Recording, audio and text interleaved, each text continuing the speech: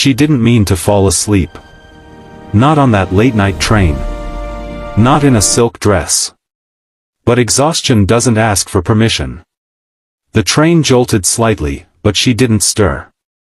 Head resting against the window, the rhythmic clatter of the tracks became a lullaby. Her soft pink dress shimmered faintly under the fluorescent lights, elegant yet oddly vulnerable in a world too quick to look the other way. In the corner of the car sat a man, tall, quiet, built like someone used to carrying weight, both physical and emotional. His name was Daniel, a former Marine turned overnight security guard.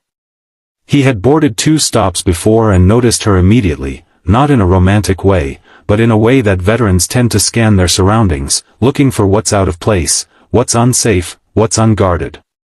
She looked out of place. She looked unguarded. And more than that, she looked lost, even in sleep. Daniel wasn't one to meddle. He respected boundaries, kept to himself. But something about this moment tugged at a part of him he thought was buried long ago, the part that once knew what it meant to protect people not because it was his job, but because it was the right thing to do. As the train screeched into another station, a group of young men got on. Loud. Half-drunk. Careless. They laughed too hard, stared too long, nudged one another as they noticed the girl in the silk dress. One of them pointed. Another smirked. Daniel's jaw clenched. He shifted in his seat, subtly positioning himself in their line of sight. His body language said what words didn't, don't. And perhaps they sensed it. Maybe it was the firm gaze in his eyes or the military stillness of his posture. Whatever it was, they sat at the far end of the car instead, cracking jokes under their breath. But their attention had shifted. He knew what could happen if she missed her stop. He knew the city at night, the alleys, the shadows, the people who fed on vulnerability. He also knew she didn't belong in that world. As the train rolled on, Daniel made a decision. He walked over, careful not to startle her, and sat in the seat across the aisle. Not too close. Not invasive. Just there. And then he waited. Her name was Lily, a graduate student in art history. That evening, she had given her first ever gallery presentation in a tiny uptown studio. She wore the silk dress because it was her late mother's, elegant, graceful, full of memories. Her friends had cheered, wine had flowed, and her heart had felt light for the first time in weeks. But behind her bright smile were real struggles. She was working 3 part-time jobs. Her rent was overdue. Her professor had just told her she might not qualify for funding next semester. She hadn't told anyone. Not even her sister.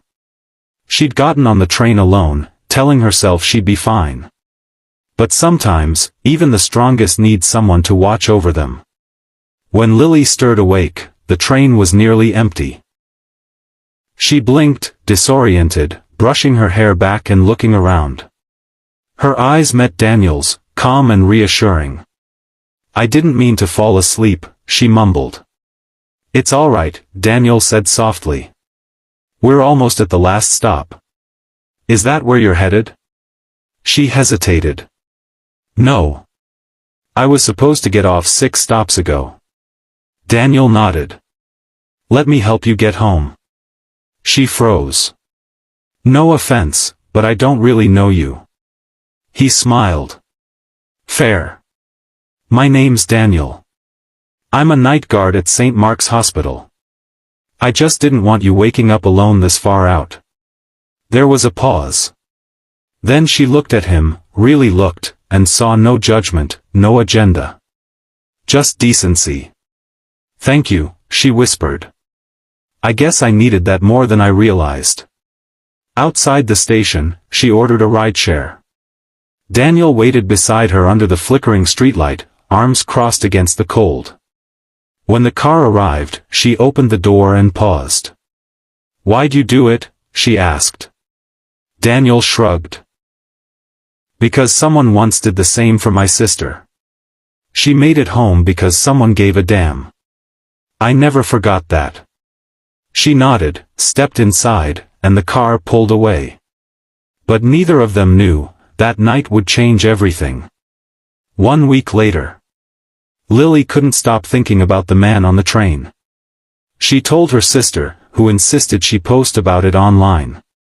So she did, a long post titled, "To the Stranger Who Sat Across the Aisle." It went viral within hours. The story touched hearts nationwide. Veterans groups recognized Daniel from the vague description. Local news did a feature. Comments poured in from people sharing similar moments, small kindnesses that had saved them. And then one morning, Daniel's boss called him into the office. "You've got a visitor," he said with a grin.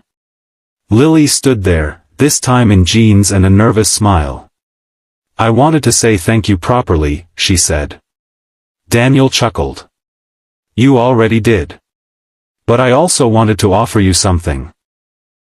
My university is looking for a campus safety coordinator." "I may have," suggested someone. He raised an eyebrow. "It's a better job. Daytime hours. Full benefits," she added. "You deserve better than night shifts and cold platforms." Daniel didn't know what to say. "Besides," she added, "I figure someone like you should be around young people, to remind them the world still has good men." 6 months later. Daniel took the job. He moved closer to campus, started volunteering with a veteran mentorship program, and became somewhat of a legend among the students. Everyone knew about the train man now. And Lily? She graduated with honors. With Daniel's encouragement, she applied for a prestigious fellowship and won. They remained close, two people whose lives had touched, unexpectedly, on a cold train in the middle of the night. Their bond wasn't romantic. It was deeper. It was built on gratitude, trust, and a shared belief in kindness. So if you ever wonder whether small actions matter, they do.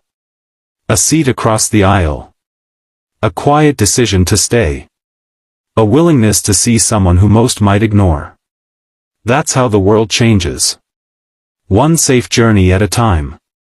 Red Heart. If this story touched your heart, don't forget to like this video and subscribe to the channel, Kindness Stories.